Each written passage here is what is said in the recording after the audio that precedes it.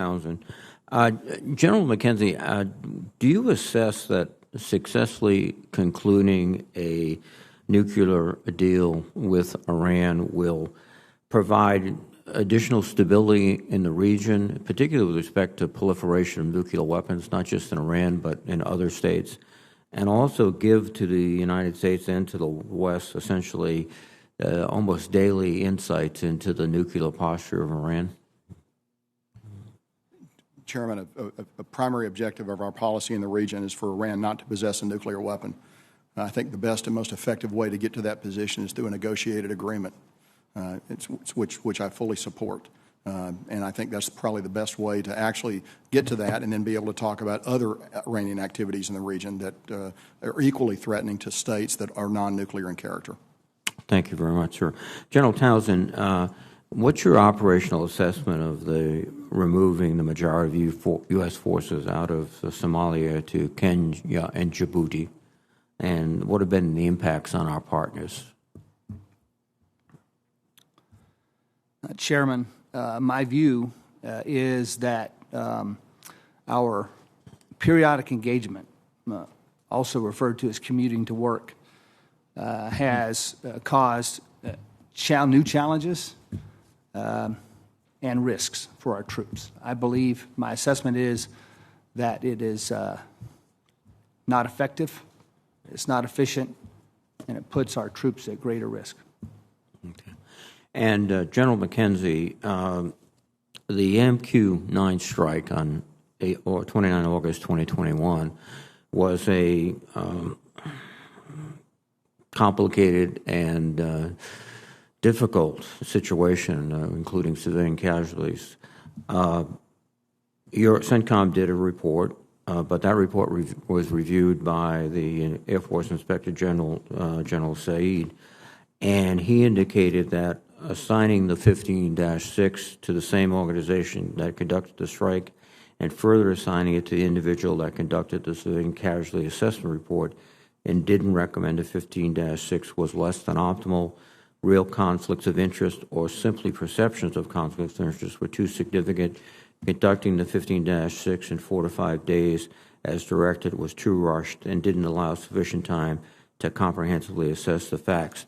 Do you believe, concur with that conclusion? Chairman, I concur with that conclusion. And what steps are you taking to correct the situation in terms of standard operating procedures for CENTCOM?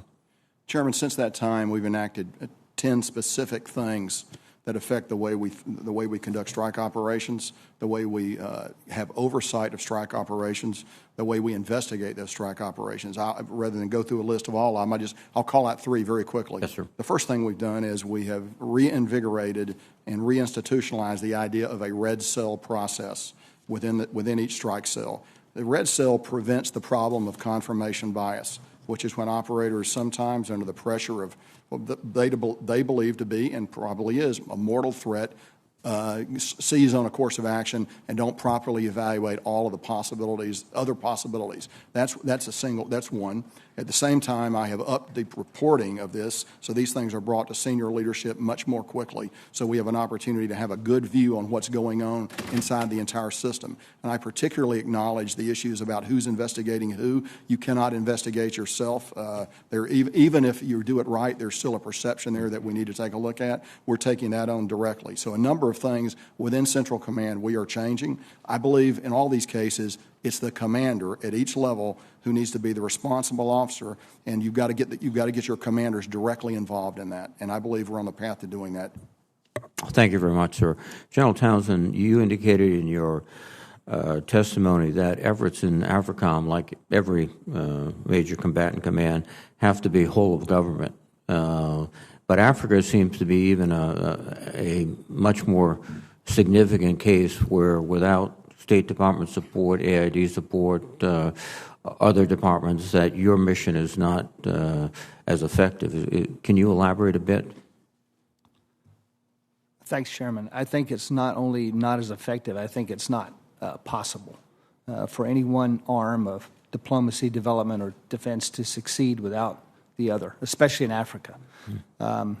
the economic challenges, the political challenges, and the security challenges are so great that we can only make headway together. And that's particularly important because we have such modest investments there, modest resources focused on the continent. So therefore, we've got to all row together.